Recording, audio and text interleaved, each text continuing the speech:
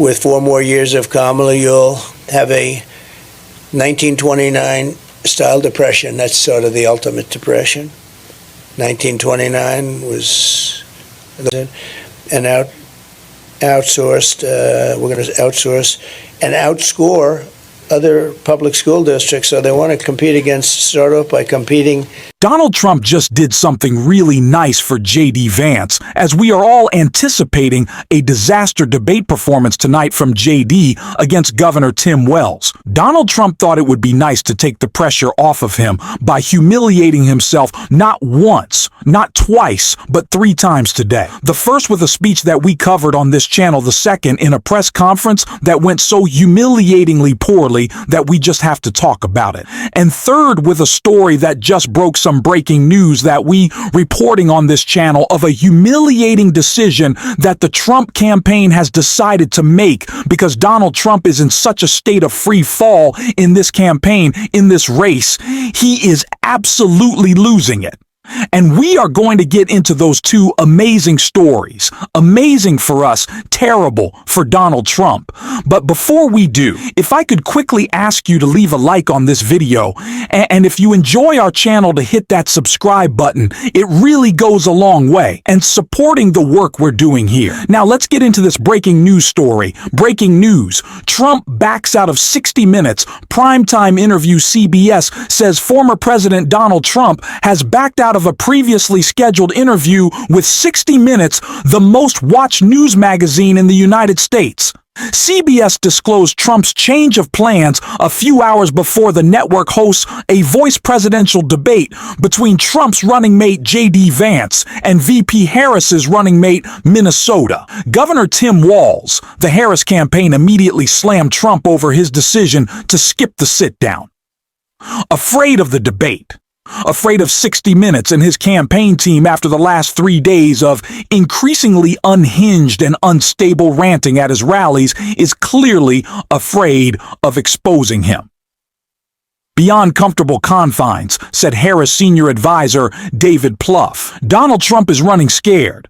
Like David Plouffe said, running scared of another debate, running scared of 60 Minutes, because we are all seeing what Donald Trump's campaign is as well. And that is an absolute meltdown, a complete collapse from Donald Trump no matter where he goes. And no matter who is asking him the question, it could be the friendliest reporter at the Fox propaganda outlet, and Donald Trump would still find a way to mess it up.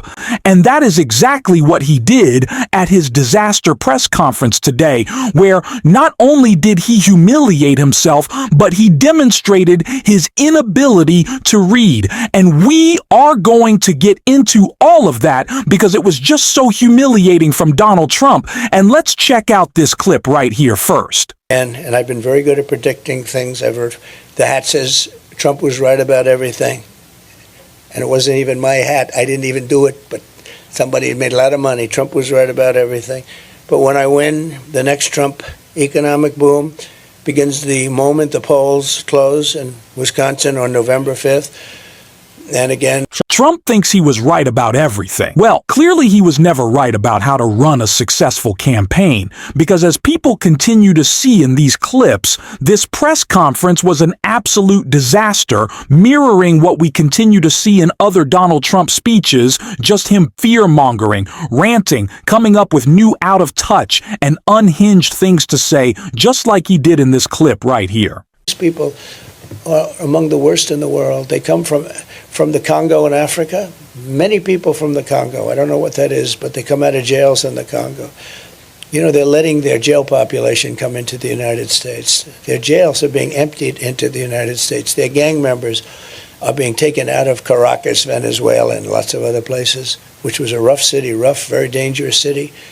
And they're being delivered into the United States, they're gang members. And these are tough gang members. You see what's happening in Aurora. It seems like Trump has found a new favorite country to attack this time. It is the Congo. And I don't really know what point he is trying to make here.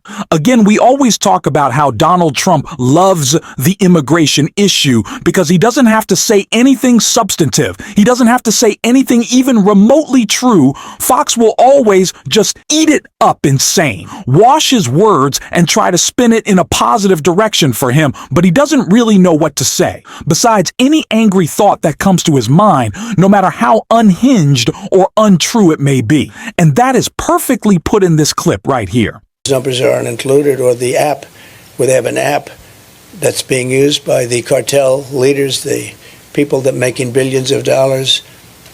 The cartel leaders, think of this, call the app and they say where to drop the illegal migrants. The cartel app. What is he saying? Do you really think that we can trust this guy to secure our border? Can we trust this guy to put together a comprehensive immigration plan to fix our broken immigration system?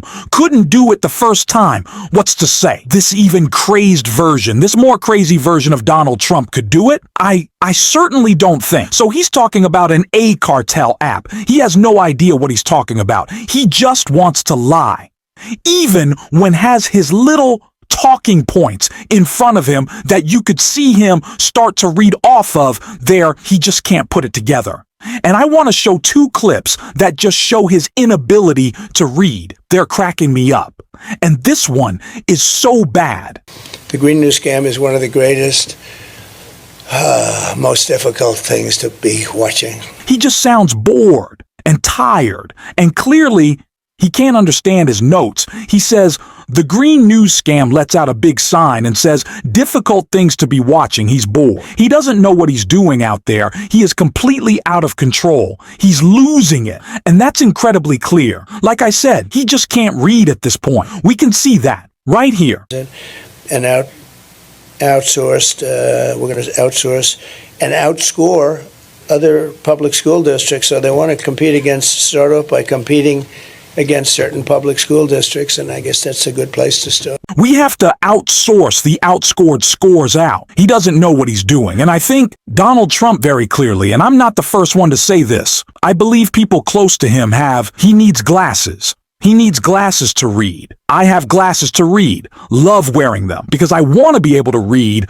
but he has so much vanity. He is so much a narcissist that he can't bring himself to put the glasses on because he thinks it makes him look weak, which is just absolutely so ridiculous. And so when I say he can't read, I'm sure he can actually read, but it just shows who Donald Trump is, that he gets in his own way and causes problems because he is such a narcissist. He is so deranged and he sounds so ridiculous, especially in this clip right here. With 4 more years of Kamala, you'll have a 1929 style depression. That's sort of the ultimate depression.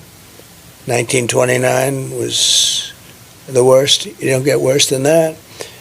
And it took 25 years to recover, frankly. You know, people say, oh, we recovered with Roosevelt. No, it took 25 years to recover from it. He really just sounds tired at this point. Don't you agree?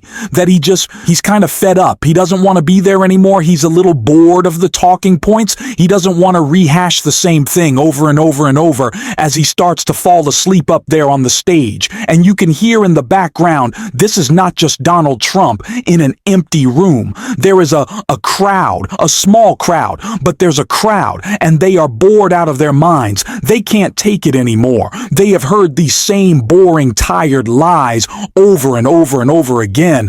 And so they are falling asleep as well, because it's just the same old tired playbook, including stuff like this right here. Because global warming wasn't working, because the planet's actually gotten a little bit cooler recently. But climate change covers everything. It can rain, it can be dry, it can be hot, it can be cold. Climate change, everything is...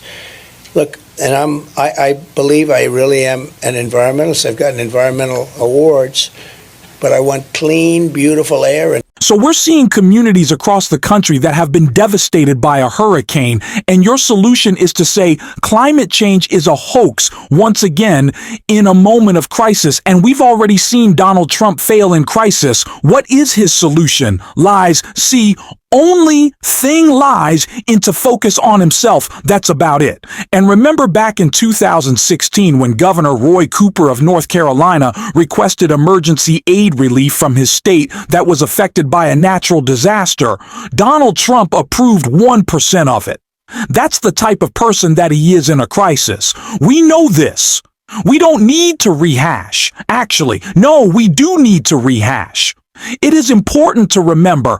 It is important to remember the way Donald Trump abused our government, and he was talking about abusing our government some more with one of his favorite friends. And this clip right here. And are you not teaching woke? Not teaching woke is a very big factor, but we'll have a very small staff. We can occupy that staff right in this room, actually. I think this room is too large. And all they're going to do is they're going to see that the basics are taken care of. You know, we don't want to have somebody get crazy and start teaching a language that we don't want them to teach. But we'll do something with education. I think when we move it into the local districts. But the big thing is we're going to take it all out of Washington. We're going to send it all back to the states. We're going to spend less than half, and we're going to have much better education. And you have so much. Elon Musk is a master of that, and he's so into it because he loves the country so much. He endorsed me with the warmest endorsement. He thinks it's very important that I win because we're going to save our country. If these people win, we're not going to have a country.